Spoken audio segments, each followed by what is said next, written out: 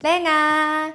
제 마음속 영순이 여러분, 안녕하세요. 랭킹스쿨입니다. 최근 연애와 결혼, 출산을 포기한 3포 세대를 필두로 인간관계와 내 집 마련까지 포기한 5포 세대, 심지어 꿈과 희망마저 포기했다는 7포 세대가 사회적 화두로 떠오르고 있습니다. 먹거리와 주변 환경은 풍족해졌지만 불안한 현실과 갈수록 고조되는 경제 양극화에 안타까움과 자조적인 씁쓸함이 이어지고 있는 현실인데요. 그런데 정작 한반도 역사상 최악의 세대는 따로 있다고 합니다. 오늘 랭킹스쿨에서는 88만원 세대도 7포 세대도 아닌 한반도 역사상 최악의 세대 탑3를 알아보겠습니다.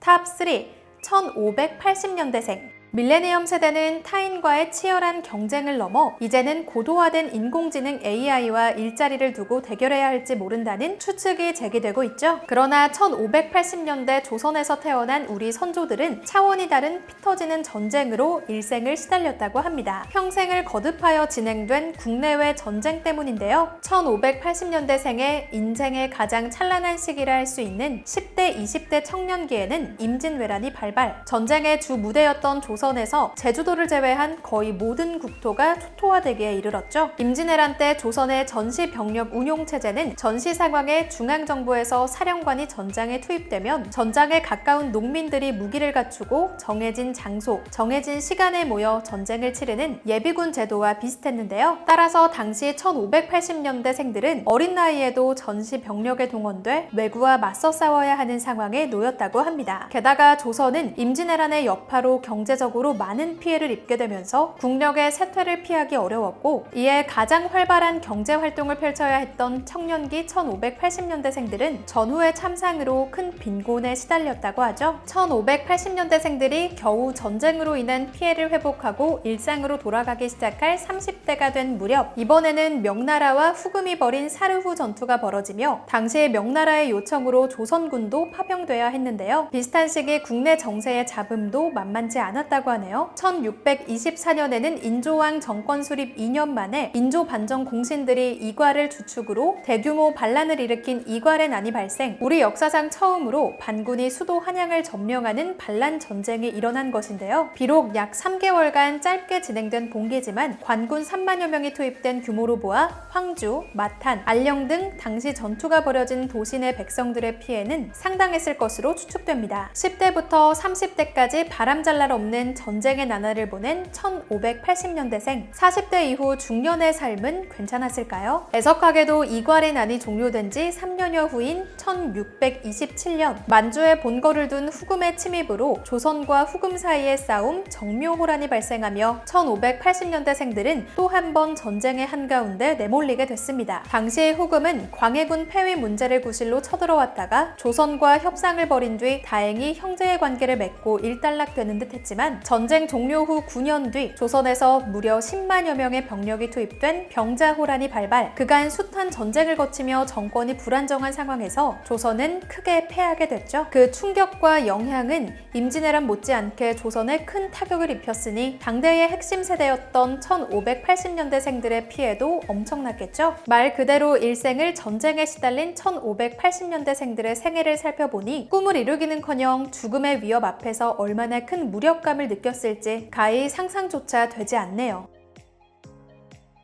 탑2 1660년대생. 앞선 전쟁의 연속을 겪은 세대가 노인이 되었을 무렵 태어난 1660년대생들은 전쟁보다 더 무서운 기근에 시달린 것으로 유명합니다. 굶어 죽는다는 말이 피부로 와닿지 않는 요즘 세대들에게는 기근이라는 단어가 생소할 따름이죠. 그런데 현재까지 회자되고 있는 1670년 경신대기근과 1695년 을병대기근은 일반 백성은 물론 고위 관료들까지 떼죽음을 당할 만큼 국가 전체를 위기에 몰아넣을 정도였다고 합니다. 폭발적인 신체 성장을 거치는 10대 청소년기 1660년대생들은 먹을 게 없어 굶주렸고 급기야 사망하는 경우가 비일비재했다는데요. 1670년 갑작스러운 흉작과 병충해로 인해 곡물 생산량이 급격히 감소한 동시에 강력한 태풍과 치사율이 높은 전염병까지 유행하면서 수도 한양을 비롯한 국토 전체에 대량의 아사자와 병사자가 발생했기 때문입니다. 기록을 살펴보면 17세기 후반 높은 강수량뿐만 아니라 우박, 벼룩,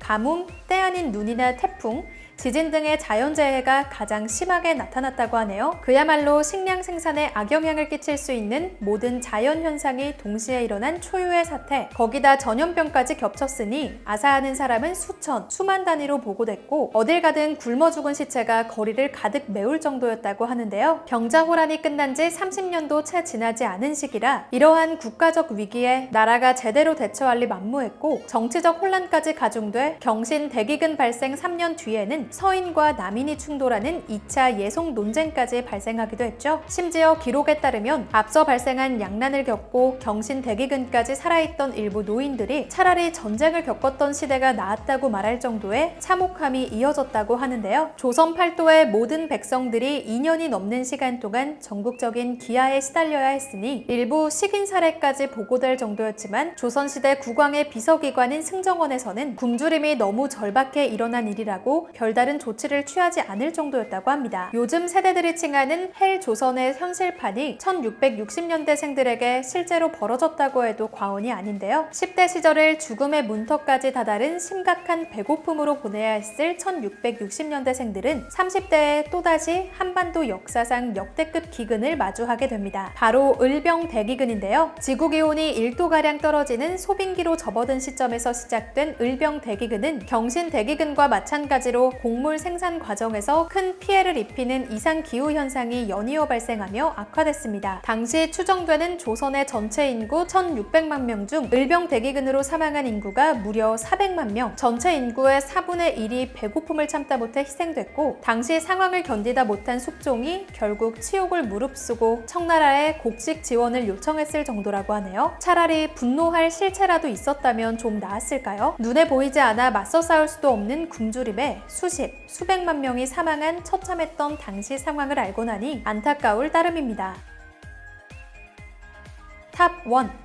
1220년대생. 한반도 역사상 최악의 세대 1위는 고려시대로 거슬러 올라갑니다. 10대부터 40대까지 거의 평생을 지긋지긋한 몽골 제국의 침입에 시달려야 했던 1220년대생들인데요. 이들이 11살이 됐을 무렵 최초의 여몽 전쟁이 시작되며 1220년대생들이 40대에 이르는 1259년까지 무려 9차례에 걸쳐 전쟁이 발발했습니다. 1220년대생은 고려 전쟁사 중 최악의 암흑기로 꼽히는 위기를 함께 겪었죠. 당시 칭기즈칸의 주도하에 유라시아 대륙을 제패한 몽골은 서역을 정리한 뒤 중원으로 눈을 돌렸고 1차 목표를 금나라로 설정했습니다. 결국 금나라가 몽골에 패하며 황하 이북을 몽땅 내어주자 만주벌판은 잠시 주인 없는 땅이 됐죠. 이때 금나라에게 망했던 거란족이 만주에 부랴부랴 요나라를 세웠고 이를 지켜보던 몽골군이 거란족을 공격, 대대적인 피해를 입은 거란족 유민 수만 명이 압록강을 건너 한반도로 들어와 고려 국토 내 곡식,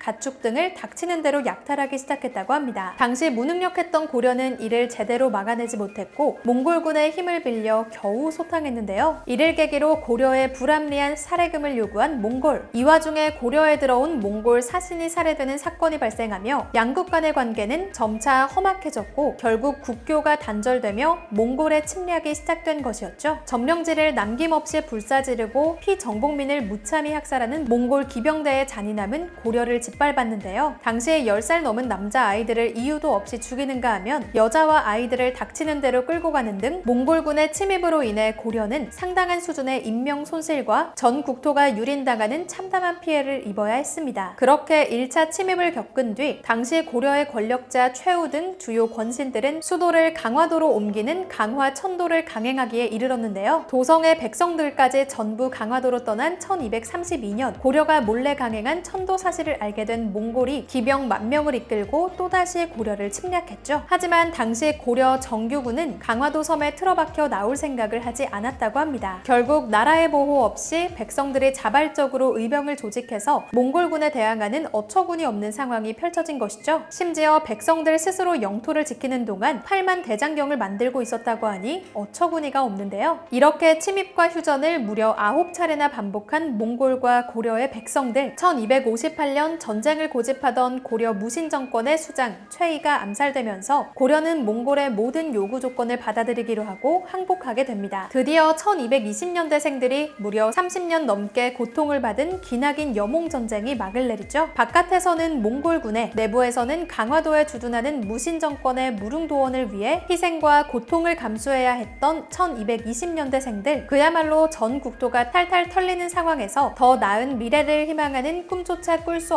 없었을 것 같다고 생각하니 가슴이 먹먹해지네요. 오늘은 한반도 역사상 최악의 세대에 대해 알아봤는데요. 물론 개인이 경험하는 고난과 역경은 상대적이기에 어떤 시대가 더 힘들고 어려운지 절대적으로 평가할 순 없겠죠. 하지만 스펙 준비 대신 전쟁 준비를, 취업 고민 대신 먹을거리 걱정을 해야 했던 선조들의 일상을 알고 나니 2020년 지금을 조금 더 소중히 여기며 살아가야겠다는 생각이 드네요. 지금까지 랭킹스쿨이었습니다. 감사합니다.